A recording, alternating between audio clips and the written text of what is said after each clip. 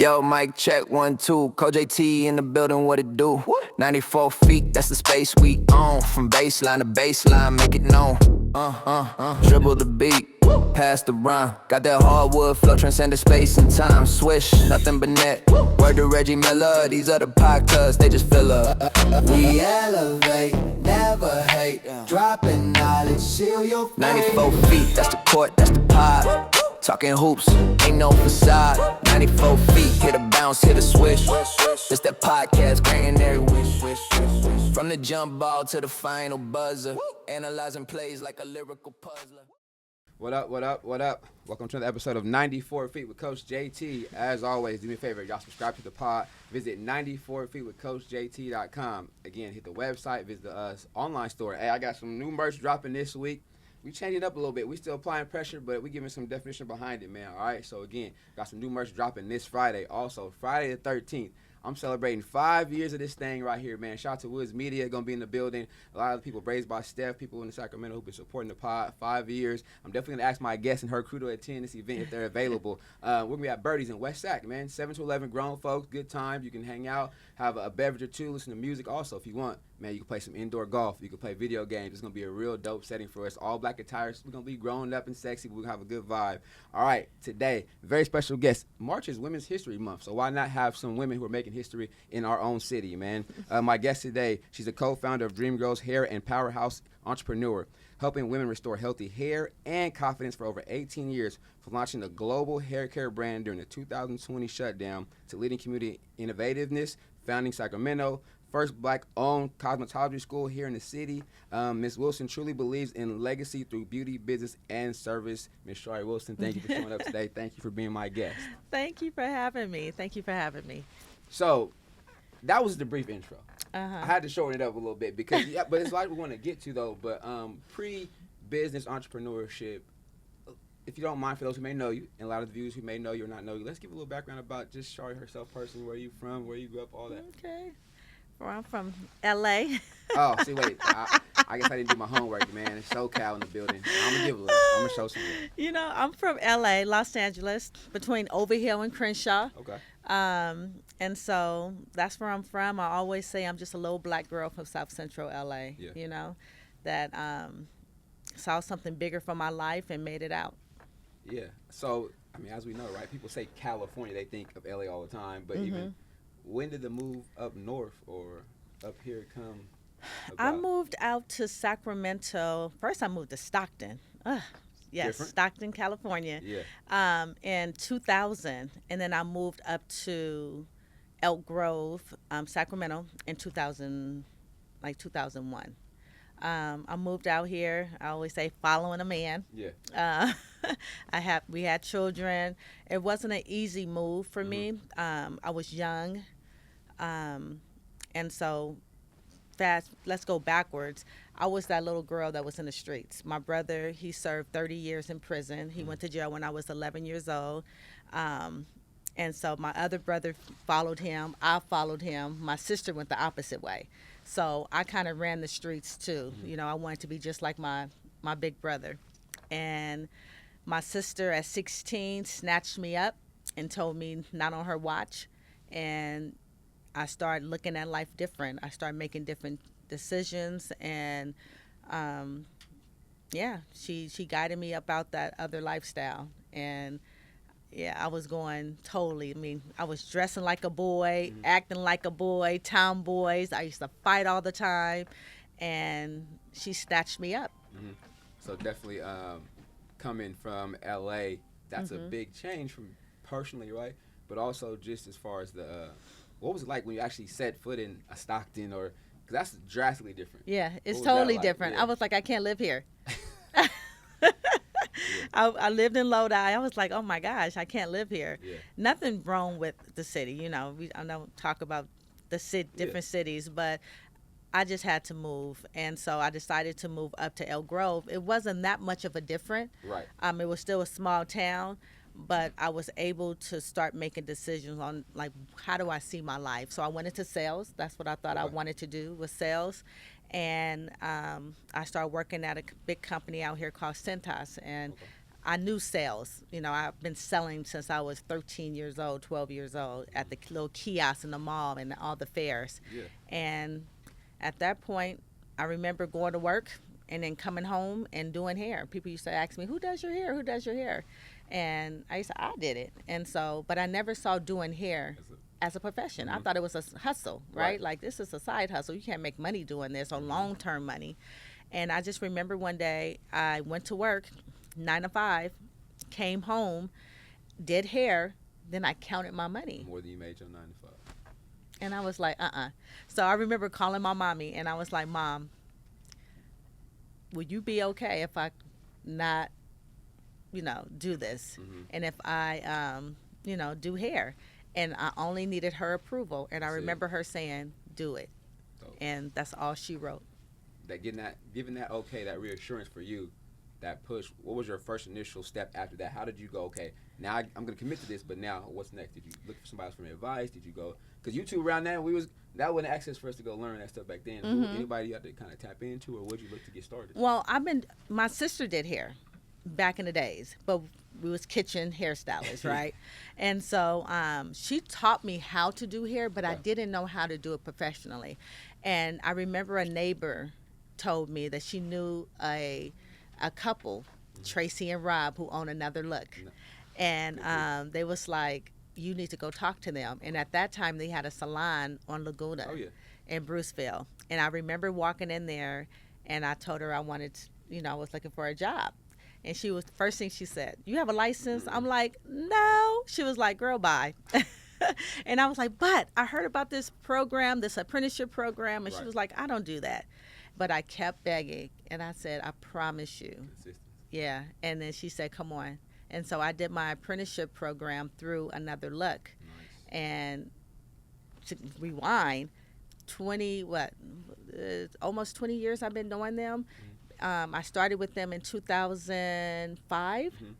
And 2013, they asked me to be partners with them in the cosmetology school. So we end up opening up the cosmetology school together. So my mentee, I was a mentee. My mentor asked me to be a partner. That's a blessing. That's consistency, one, but also right that time. We are really dating ourselves up here, but don't matter. We don't look it, so we good. Cause that was a long. Things have changed a lot since 25 years ago, like 2000. Those times, as far as access for black businesses in Sacramento.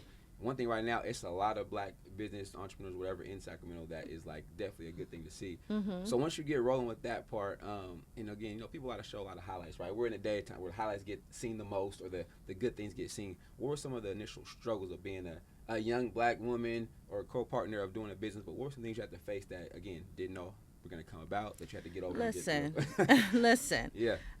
Again, when I moved out here with following my kid father. We ended up getting married, and we struggled.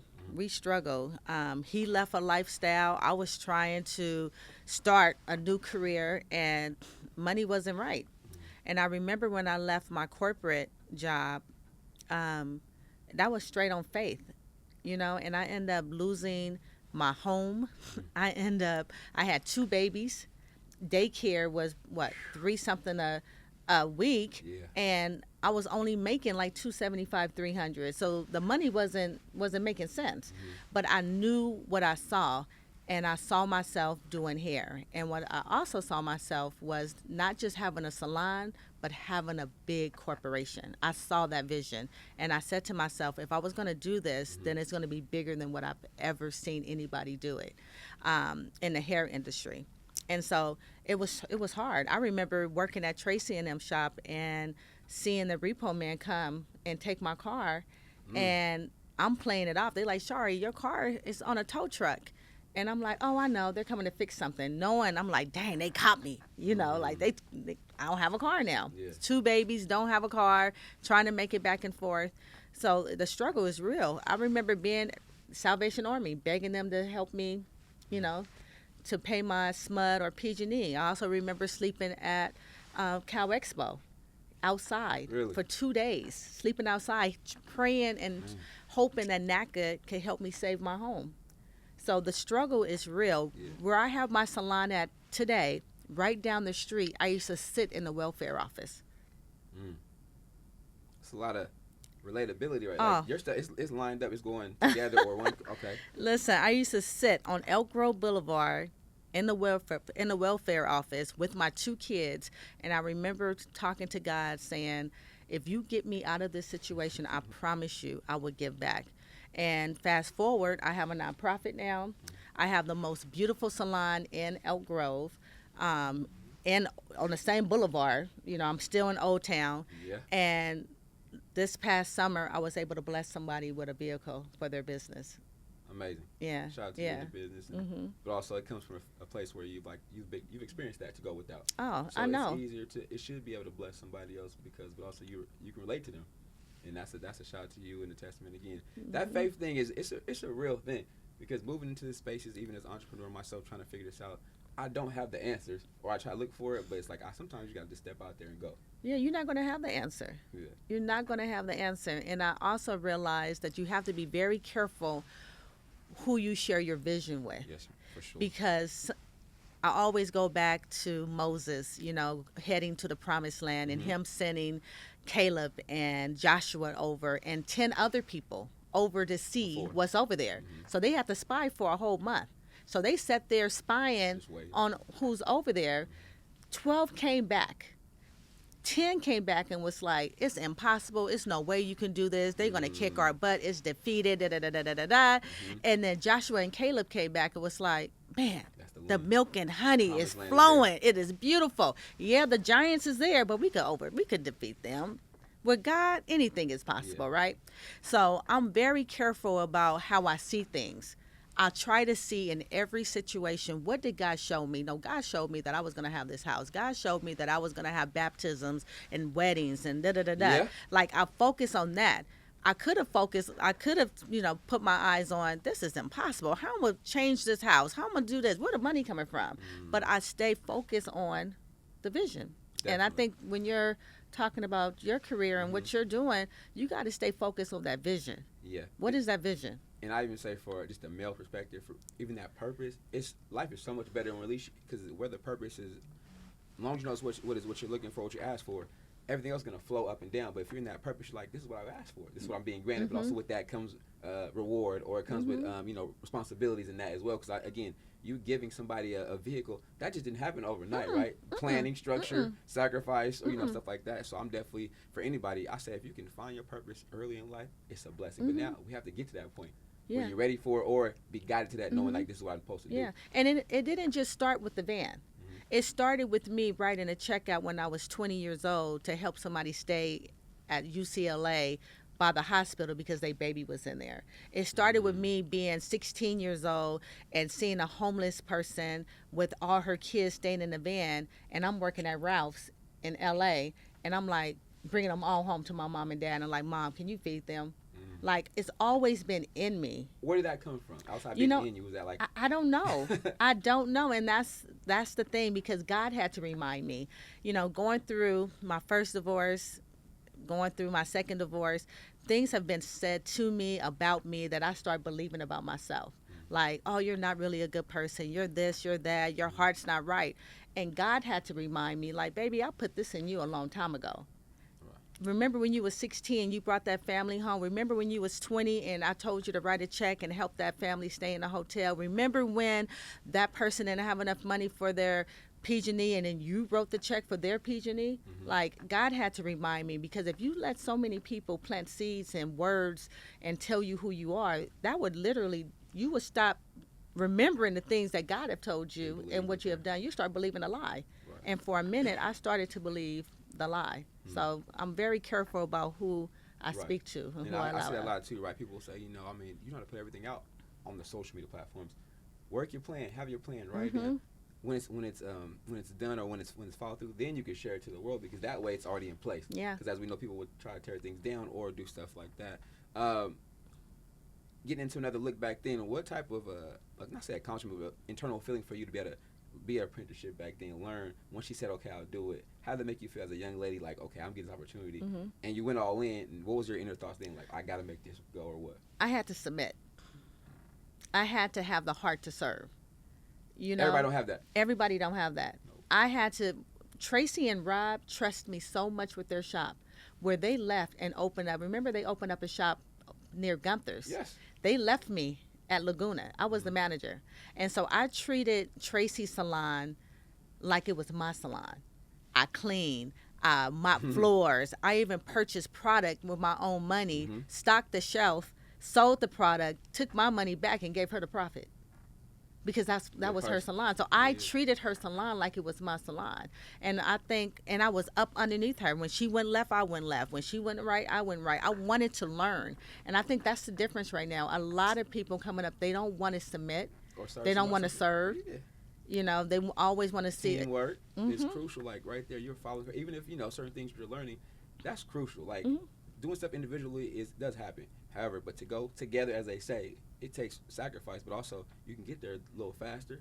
But that's her testing you the whole time. Like, oh, well, she's doing all this. I know she good. And it wasn't easy. I had people talking about me. They called me the gopher. They told me I was the kiss ass. I was just, you know, I was kissing her butt. I was doing this. I was doing that. But it wasn't about me kissing anybody. But I was there to learn.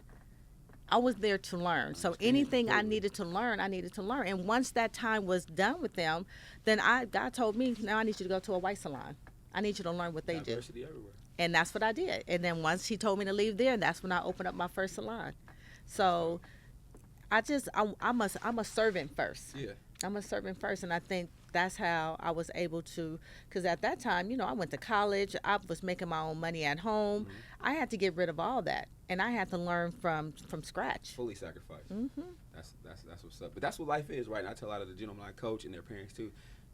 These wins and losses don't result to what your student's going to be after high school. However, it's the structure, the discipline I may provide, or the resources I say. Because a lot of people I bring it around, taking to the games to see next level. I said, this is what next level basketball looks like. Some of you guys never been to it. Y'all don't watch. Okay, so what you have to do to live that lifestyle, you got to be in it, but also to be a good human, right? Be a good young man. Learn a trade. Graduate. Go to school, because the 1% is 1%. Yeah. I know you know, talk about that briefly too. Being sports, like our black kids love sports and know how to do it, but the numbers are low for a reason. Its numbers is low for a reason. How do you kind of communicate with any of your children that play sports about just longevity or long-term stuff like that? Because from a career perspective, you're a business person, but also sports, right? How do you kind of attach the two of them together? Anything like as far as work ethic, sacrificing, and teamwork? I tell my boys all the time, write everything down, make it plain. What do you want? Write it down. You want to win this game? You want to win this season? Right now, my son is undefeated at Elk Grove High School volleyball, you know, and he speaks it every single day. You know, he speaks what he wants. He want to go to Pepperdine. He want to play. I mean, he's a stud. He is amazing. He's a really good volleyball player. And I tell Aiden all the time, what do you want? Write it down. Write it down. And then also, how do you talk to yourself? And the discipline. Like, I don't have to tell my kids to do homework. I don't have to tell my kids to get, like, they wake themselves up. They do what they have to do. I allow them to make certain decisions on their own, because when they're out my house, they're going to have to figure this out without me. Right. And so it's mindset. And I also try to tell them that sometimes I feel like sports will use you, abuse you, and throw you out. Yeah. And so I tell my boys that too. Like, I want you to give all that you have to what you're doing, but also give all that you have to yourself, and make sure that you're smart up here as well. So my kids, they're not just good on the, you know, volleyball, basketball court. They're also good in their books. And that was instilled in them too, right? From stuff early on, right? At the younger adolescent stages, because they weren't always good students. They had to learn that. The work ethic, right? So as far as you, how much hair were you doing in LA or coming to SAC outside? How much time? Because we tell you about it, you get in what you put out. How much time are you putting in working on your craft? How many hours a day you say, like, I'm either doing here? When I started? Yeah. I used to go in at 7:30 to assist for Tracy. She'll be done by 5 p.m., right? So I'm assisting, rushing all her clients. And then at 5 o'clock, I start doing my own clients. And then I'll finish my own clients around 2 o'clock in the morning. So I will work from 7 a.m. to like 2 a.m. in the morning. And I did that for years. Regular schedule. That was you. That was me. That's that was lot. Me. But again, people say it's noted you got to clock these 10,000 hours, right? You're putting in these hours for how many times? How bad do you want it? Yep. How bad do you want it? That's it for real. And that can apply in anything, right? Anything you do, whatever you do. as But results. now, but now, having my own salon and my own team, I also see how much time that was spent away from my kids. Yeah. So I do have mothers that work in my salon, and now we're doing things a little Structure. different. Okay. And so I want them to be able to go to volleyball games. I want them to be able to go to soccer games. Right. So now we structure our days to where it's a team, to Good. where we get in at 7, we're done by 2. They could be at practice by Afternoons 3 and 4. activities. They can Absolutely. cook dinner. They can tuck them But in. learn from experiences, Mm-hmm. especially from the top down. Right? I know I've been there, so now I want you guys to experience that. But that's a kudos to you and your team for letting them know that, hey, you're not a slave here. You don't have to be here, but you got to Exactly. be here, consistently, but also get the work done so you can go be with your family. At what point do you move into the phase of your own salon? What did it take after something happened, something occurred, like this next phase in your plan? Because it seems like you have everything kind of planned out too. Oh, you know what? I didn't have nothing planned out. I Nothing was just planned out. going through with God, literally. Okay. Like when he said it was time for me to leave Tracy and Rob's salon and go learn from a different salon. When he told me I was done there, then he told me to. And when I say he, I'm talking about God. He told me to go down the street to that one station salon. I did that. I sold hair, and after that, one day a lady walked in, Sarah, and she said, "I see you're this place is closing in on you." And so I received that word that was, I believe that was coming from God. I stepped out, and God said, "Across the street."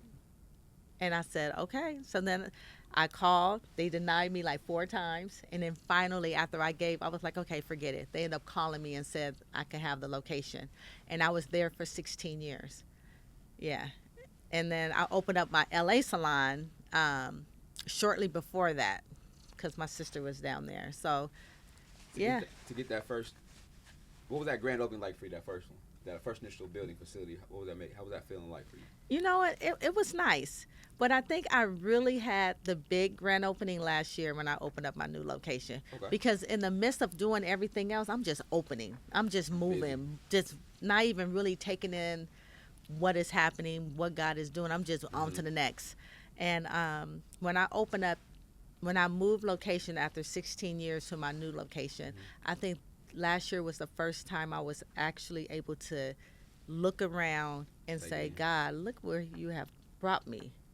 Yeah. And how many years total would you say you've been in this business until you got to that point before your grand opening? How many total years was it? I've been on Elk Grove Boulevard for 20 years, and then I was working for Tracy and Rob for 6 years. So I've been doing this for 26 years.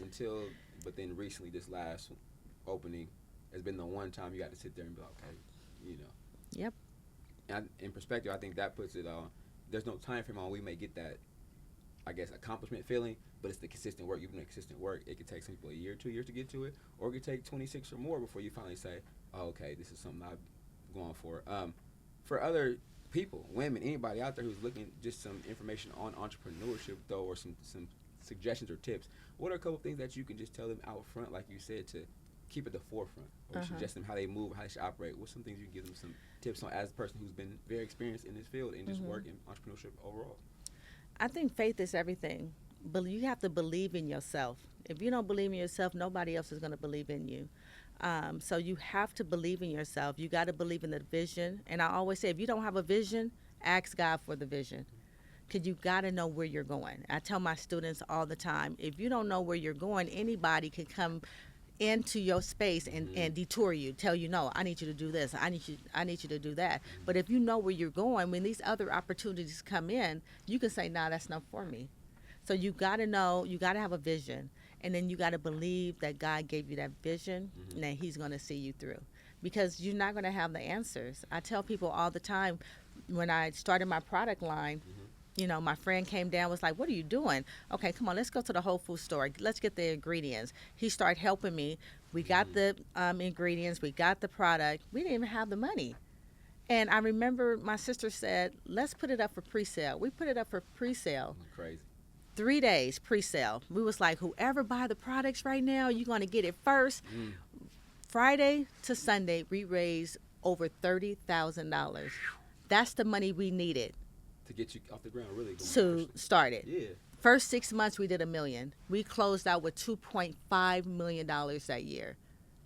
and that was nothing but faith. crazy. We didn't know how we was going to do it. That's We wild. just did it. Yeah. So I always tell people, stop trying to figure out the details. Get the vision. Okay. Believe the vision. And then step by step, because you're never going to understand it until you reached it, and then you could connect the dots looking back, like, oh, this is how it happened. That's what's up. Oh, okay. That's a major blessing for sure. Them numbers is wild. People who know, that's y'all did great. Yeah, it was That's great. pandemic, but yeah, I mean the it was timing faith. too, right? Mm-hmm. The timing, right? It was People at timing. the house, people at home, got a little extra money to spend. Thank y'all, but also investing in the product and what you got going on. You do a lot of women's support, yes, activities at your place too as well. But I see a lot of the women's group stuff going on here too, as far as mental health support or just having a tea, stuff like that too. What is the goal or the mission behind that? Because they're coming together. I see them talking, they're dressing up, having activities, having services out there. I'm like, it's good where the fellas at, but I ain't gonna say too much about that. We don't get invited to nothing, you know. But it's but okay. But that's a positive thing, right? Supporting other women, but also creating a space for them to come be themselves or break bread or do that. How did that come about? It's my ministry. I feel like when God commissioned me, he commissioned me to be authentic, share my story, and help other people get from where I was to where I am today. And so the more I share my story, the more I tell people I'm not perfect, and try to help other people through their journey. You know, mental health is important because our mind is fragile, and who we allow access to it can determine our future. And then I also talk about taking responsibility. You know, I don't blame anybody for anything. Like, I'm not going to sit up here and blame my ex-husband, what he did, my friend. I mean, I always try to see myself as the problem, because if you see yourself as the problem, then you can find the solution. And so I'm always trying to find out, how can I become a better person?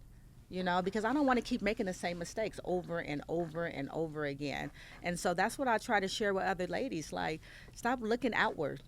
Look in. Let's heal within. And because once we heal within, then we will attract healed people. I was only attracting what I was. I was receiving who I really was. And so the more that I start healing, I start seeing, okay, I'm getting, it's different. It's different. So it's all about healing. And I think it goes for women and men. Yes. We got to look in the mirror. My friend told me today is that, he gave me a quote, but the vision that you see within is what you're going to get from out. And so you got to concentrate on what's going on within. That's what's up. Also coming up, you have a Juneteenth celebration. Yes. Of that thing too. I mean, it's like, okay. And a Black Renaissance Gala. Definitely. So even all that, right? You said you're calling your purpose too. And these aren't little scaled events. Yeah. It's a full production, but to see community react, but also your supporters, people who support you, or just also looking for somewhere to come do activity that's safe, positive for the community. I mean, kids are there at certain things, events. Overall, just as a person who's given the city this opportunity, how much of it just a blessing is it for yourself, but also to see them receive you giving them blessings? How does that make you feel overall? You know what? Honestly, like when I first did my first Juneteenth, it cost me almost, I don't want to say, it cost a lot of money. Yeah. And it came out of pocket. Yeah. And it was free for the community. But I saw the vision that God gave me. He said, it's time for us as Black people to come together and start reuniting. And it was called the Black Family Reunion. And so I tried not to focus on what happened to us, and I tried to really concentrate on how great we are and where we come from. And so my Juneteenth events that I hold in Old Town, Elk Grove, is about just who we are as a people, the greatness that we come from. Yeah, we had some pains, we had some struggles, and we still have some pains, and we still have struggles. But I believe that anything that we give attention to give us direction, and we need to pay more attention to where we come from, the greatness, that the blood that's running through our veins, who we are as a people. And a lot of time, the reason why I really started this is because a lot of young people, like our kids, 16, 17, 15, they don't even know nothing about Juneteenth. Nope. They barely know who Martin Luther King is. Yep. And so we need to educate them, because we cannot lose our history. And so last year was about the Black Cowboys. Yep. It was amazing. It was. I loved it. A lot of photos and videos. Yes. Everybody dressed up. Yes. And this year is Black Wall Street. Okay. Yeah, we Talking not. business, dollar signs, It's Black Wall entrepreneurship. Street, and yeah, they burnt it down, but we're gonna talk about how we rebuilt that over and over and over again. And up. then the Black Renaissance is that we're just celebrating, Black excellence in art, in music, Yeah. and dance, entrepreneurship, education, and so that's going to be at the Celine downtown. That's what's up. A lot of stuff going on with that too, but also people don't see the hard work behind the sacrifice too. So it's not something you just created and execute overnight. Oh no, It's come months in planning. A lot of yes, communicating with a lot of people. trying to raise money. Yeah. But I tithe to my organization, so my thing is I give to the church too, but I try to tithe to Dreams Unlimited because I know what God is calling me to do for the people. That's what's up. You mentioned your sister. You guys had a shop down in SoCal too. What's the vibe like? LA is different, right? I gotta ask you. I'm a NorCal kid. I go down to LA often sometimes, but to be able to do both spots like that, as far as the business purposes wise, what's it like just being able to do that though? Being able to go down there to go back home. Where you at? Where you from out there and do services too as well. Yeah. I love LA. I don't work in the LA salon. I did when we first started. I tried, but I focus on Sacramento. My sister has LA, and so it's two different vibes. Listen, we both give the same results. Yeah. Mine, you walk into my salon, you're gonna be seeing Sarah Jakes. You're going to be hearing TD Jakes. It's more spiritual. It's more, just uplifting. It's uplifting in LA too, but it's more God constantly in my building. Now in LA, it's a little bit more turned up, but it's good. And a lot of our clients, they fly in to LA and Sacramento. So you'll see some people coming to the LA salon and then they'll come to Sacramento salon, and it's cool. It's the same. You get the same results, a little bit different vibes though. Yeah. Again, shout out to you and sister too. Yes. Because again, for a minute, I was like, they in both places. I'm maybe moving again, following. That's one plus about social media though. Like, man, they got it going on, but it seems like again the clientele is there to get. At the end of the day, it's about the service you guys are giving. Yeah. You guys are giving quality service, you know what I mean? And that's the plus, right? Especially for black women who want to get service correctly and get, again, the hair is important. How you do that. And we both use our chair as a pulpit. Like, we both do. I'm more God. She's more, she does her thing her way. I do mine's my way. But we both use our chair to uplift and inspire and push women to be the best. The salon or barbershops are like therapy sessions or counseling, whatever you want to get, right? 'Cause we're going there chilling as a guy. We're going there sitting, relaxing. You're in there regularly or talking. So hopefully, again, you're around people who want to support you, or you can let off some steam, or you listen, receive a verse or two, or receive a good song that you're playing, or vice versa. So that ambiance also, again, attracts people, right? It attracts the people you want to attract. Currently, I do want to make sure we give out the information about what dates they can look forward to as far as what's coming up for these events that's open to the public. So you can look at your camera and get the information out about what's coming up, what can they look for you at, where can they find information at, but also give these dates out about what's coming here in Sacramento that our city can know about. Yes. So June 6th is the Renaissance Gala. That's going to be at the Celine. Tickets are now available on Eventbrite. I just had a Christmas party, and everybody was saying, this feels like it was like the Renaissance. Everybody was dressed up, Black excellence everywhere. If you thought that was off the hook, June 6th is just taking that 10 levels up. Okay. And then June 13th, we're having Juneteenth. Black Wall Street theme is going to be in Old Town Plaza in Old Elk Grove. And then we're going to be having a whiskey and cigar event again this summer. I don't have the dates, but if you follow me, you will be. I keep you updated. And we're having a 90s party again. Nice. All right, give them where they can follow you at too, though. So I am Shari Wilson. That's I am Shari, SHARIE Wilson. And then my nonprofit is Dreams Unlimited by Shari. All right, so make sure you guys follow her. Again, we've dropped the episode. We're going to post everything as well. So at the end of every show, I ask all my guests in basketball, triple threat. It's called you can dribble, pass, or shoot the ball. But if we flip it, shout out to my guy Dwight Taylor. We want your personal triple threat, right? Anybody that may see yourself or your business, give me 3 things that you can say, like you can hold your hat on, how you move, or how they can, if they see your business name or Dream Girls, they know this is what Shari. Give me your 3, like your personal triple threat. Like, this is me, this is how we move, this is how we gonna take care of business in that area. Oh my gosh. Triple threat. Dang, what am I saying? I just went blank. Just do it. Just do it. Just do it. I would say just do it. And then I also say all the time, You know, you are everything and everything is you. So you have to believe that everything that you need, everything that you are, is already inside of you. So you are everything and everything in you. Just do it. Shoot it. Shoot your shot.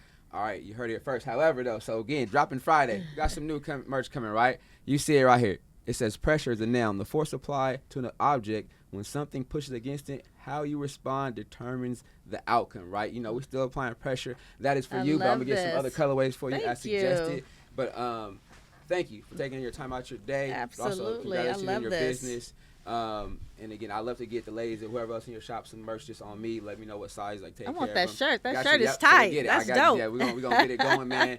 Again, Friday this week, 13th at Birdie's, man. We're going year 5, man. Again, thank you for being on the show because you guys make this happen for you and all my guests. Again, shout out to Woods Media in the back, man. Again, we've been locked in, man. It's going. We're dropping some new heat, man, this week with the boxing stuff. We got so much stuff going on, man. My guy in the back stay working, so you heard it here first. 94th week with Coach JT, Shari Wilson, Sacramento. Support your local business and entrepreneurs. Peace.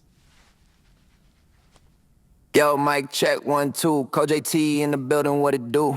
94 feet, that's the space we own. From baseline to baseline, make it known. Dribble the beat, pass the rhyme. Got that hardwood flow, transcending space and time. Swish, nothing but net.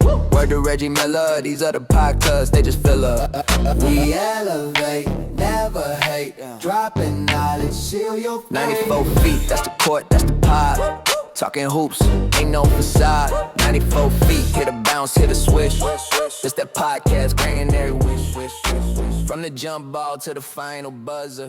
Analyzing plays like a lyrical puzzler.